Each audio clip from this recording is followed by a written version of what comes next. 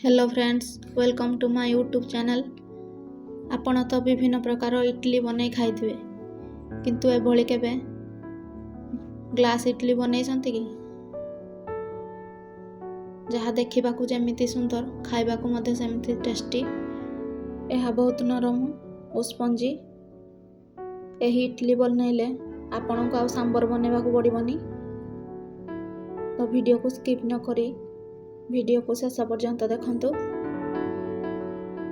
तो चलंतु तैयारी करवा आज रेसिपी ग्लास इडली। प्रथमे बिरी नेबा।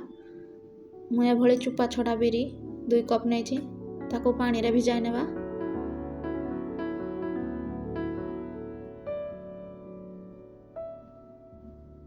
बिरी भल भाव रे भिजी गले ताको ग्राइंडिंग जार रे पुराई सेथिरे अल्प पानी देई ताको चिकण करी बाटी नेबा। एबे बिरी को भल भाव रे फेणी नेबा।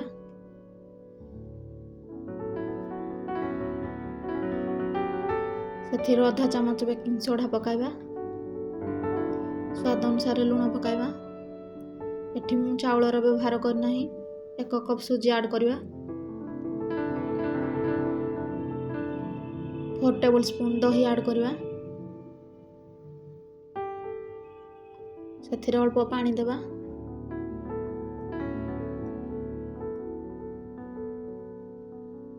सुजी सबु पानी को सोप कर नब। तो सेथिरे अल्प पानी देबा। बैटर प्रस्तुत करवा। बैटर को अधिक मोटा कि अधिक पतला करबेनी। एबे कड़ाई रे तेल गरम करवा। सेथिरे जीरा को पकाइबा। कटा पियाज पकाइबा। कंचा लंका पकाइबा। किछि भुसुंग पत्र पकाई ताको भल भाव रे भाजी नेबा। पियाज भल भाव रे भाजी होई गला परे सेथिरे गाजर पकाइबा। हळदी गुंड, जीरा गुंड, धनिया गुंड, लंका गुंड, सांबर मसाला, स्वाद अनुसार लुण पकाइबा। सेथिरे अल्प पानी ऐड करवा गाजर सिजिबा पई। एबे पानी सुखी गलानी। एबे सेथिरे सिजा आलू को पकाइबा। मु आलू को आगुरु सिजाई नेथिली।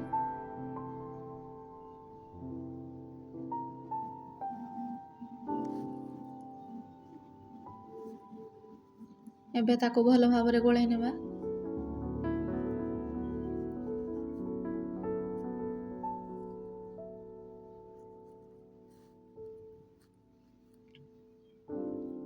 एबे सेथिरे कटा धनिया पत्र पकाइबा। एबे हमर स्टफिंग रेडी हो गला। एबे ए भली 2टी छोटो साइज रो ग्लास नेबा।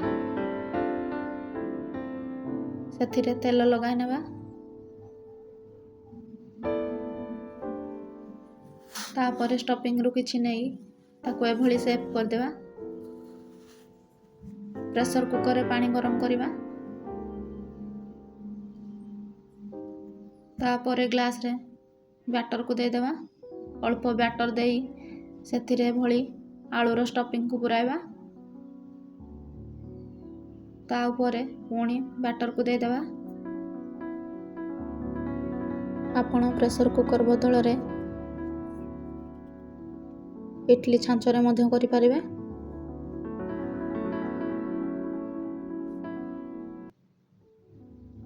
एबे प्रेशर कुकर रे ग्लास को रखि नेबा। एबे तार घोड़णी को दे देबा।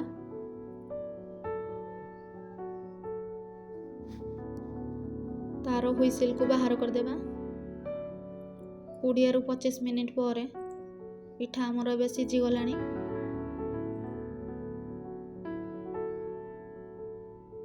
एबे ताकू चाकू साहाय्य ग्लास चारिपटू छड़ाई नेबा।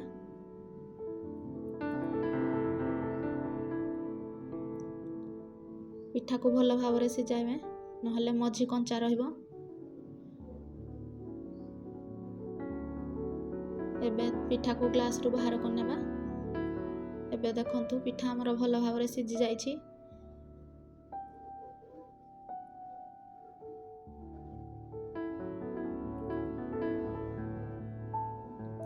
ଆଉ ବହୁତ ସଫ୍ଟ ମଧ୍ୟ ବନିଛି। ଏବେ ତାକୁ ଚାକୁ ସାହାଯ୍ୟରେ କାଟି ନେବା।